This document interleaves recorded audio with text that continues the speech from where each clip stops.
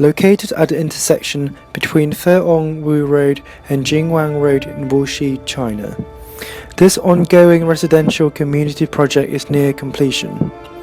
Commissioned by the Shanghai Haoyun Real Estate Investment Company, the general contractor has been at work on construction of the residential towers since November 12, 2013. Despite the final completion date being slated for April 29, 2016, parts of the property are already in use. Even now, finished sections of the project will soon be playing host to what one hopes to be an idyllic wedding.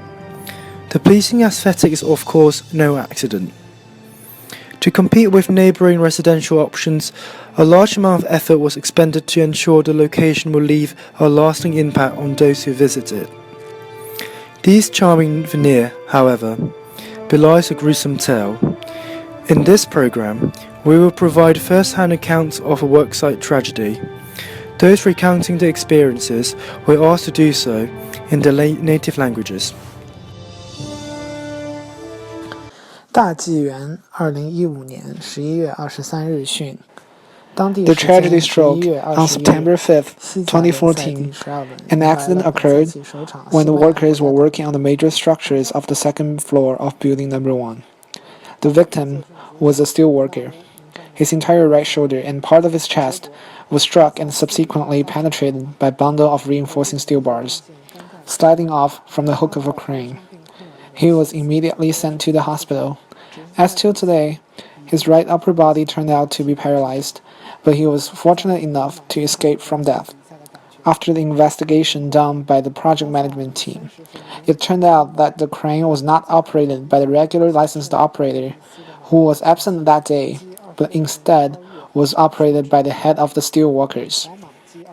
The accident created a huge trouble to the project management team, with the schedule delay being one of the consequences. As a result, the personnel that operated the crane was warned and his salary add-ons were deducted. Also, the field superintendent was punished because he wasn't aware of the problem when the accident happened. The project management team also had a meeting with all the head of the workers, emphasizing the importance of safety on the site. The insurance company eventually paid for the medication fee and the compensation for the injured worker. The owner also sent some get-well gifts and a check to the injured worker to express their sympathy. Fortunately, the incident wasn't reported publicly on the news or any media, so it did not bring down the social image of the general contractor, and the schedule delay was eventually caught up later on. This was one of the challenges that the construction team has dealt with about this project.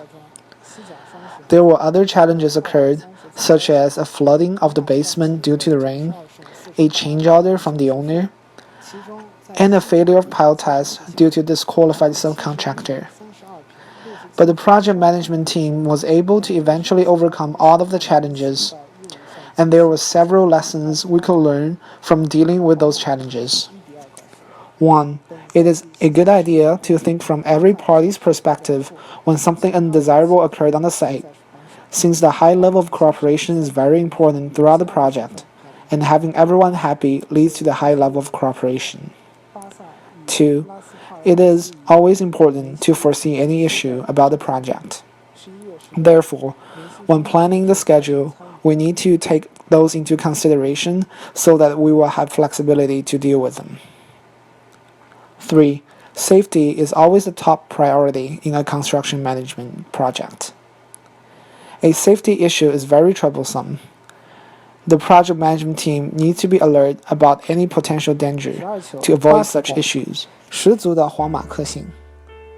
不过 While the project manager may have been able to provide us with a summary of what occurred, he was not able to provide us with any true first-hand details of the incident.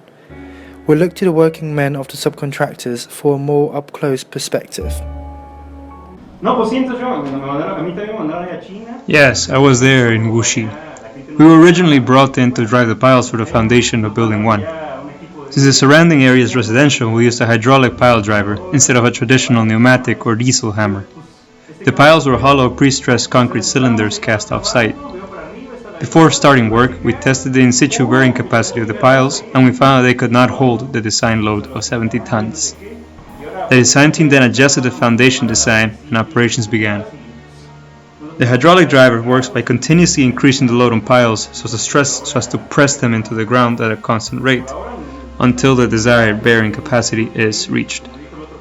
Once we drove the piles, another crew came in to build a reinforced concrete slab to connect the heads of the piles. We finished our work in the beginning of June, so we did not witness the accident.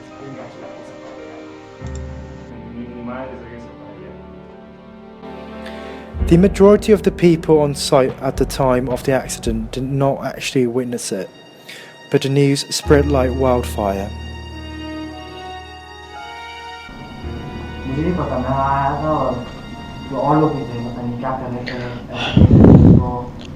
I remember it like it was yesterday. I was working on the basement, installing the pile caps and grade beams, the primary parts for the basement construction. I wasn't really paying much attention to my surroundings because I was installing the pile caps and grade beams that would be on top of the sub-base level, or the basement. I also needed to make sure it was installed correctly because we were required to pour concrete bedding in the sub-base later. After we finished working on the concrete bedding, we started our work on the foundation walls for the basement.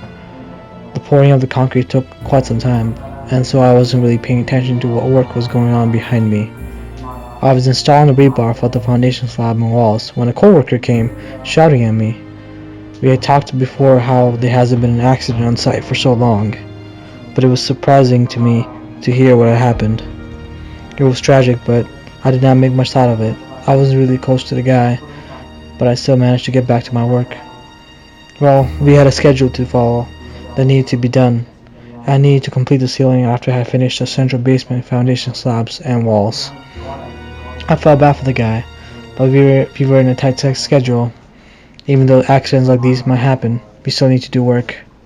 Well, like I said, I went back to my work finishing the ceiling and installing the rebar for it. My primary work was in the basement, which included doing the foundation slabs and walls, including installing all the rebar reinforcements for all the concrete. I also needed to finish the ceiling and ceiling panels for the basement. The work in the basement needed to be done for the project to be on schedule. It was later on that I had known what had happened to the worker on site. Comienzo de mensaje publicitario.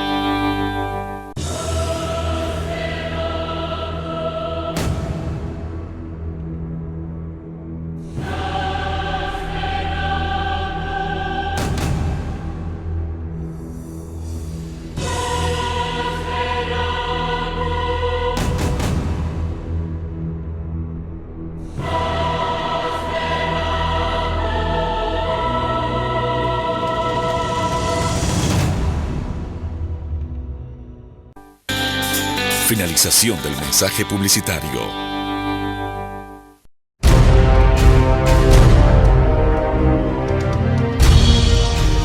While morale fell for most workers on the project, some did not even seem to take mental note of the accident. Whether they were just too absorbed in their work to take note of it, or if the memory of the event just faded away amid hustle and bustle of everyday life, we can't be sure. But when asked about the events of that day, this painter had only this to say.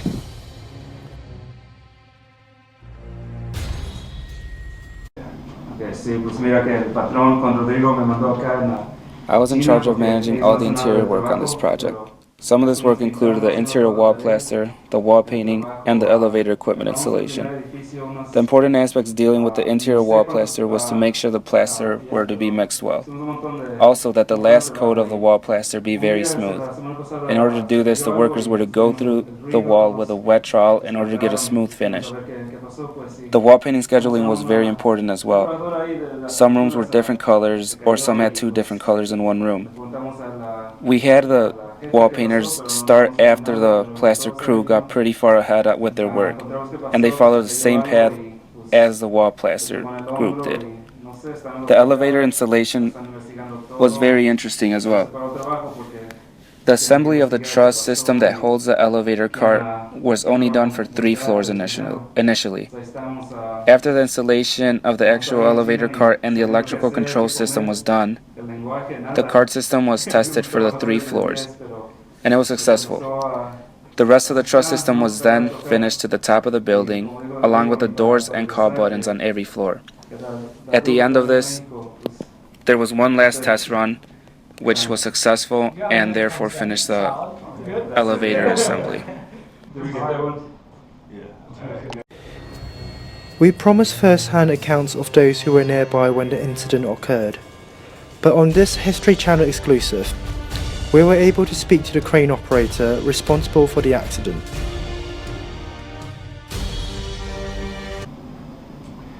So I remember it like it was yesterday, okay? So I'm up there, operating the crane and all, and then all of a sudden I notice some cute little girl walking by. So of course I'm gonna look at her, any man would. And all of a sudden I hear a pow, bang, and I look down and this guy's got a freaking rebar through his chest. And I'm like, I don't know what's going on. So I did what any good man would do and grabbed my beer out of the crane, hopped down, took off out of town. Just saying, I ended up 2 states over before I even finished my beer. So just shows you how quick I was moving. But yeah, the cops pretty much came knocking down my door. My wife was pretty PO'd off of it, but I don't really care anymore because I'm a free man. So yeah, I'm just taking wherever the great road takes me.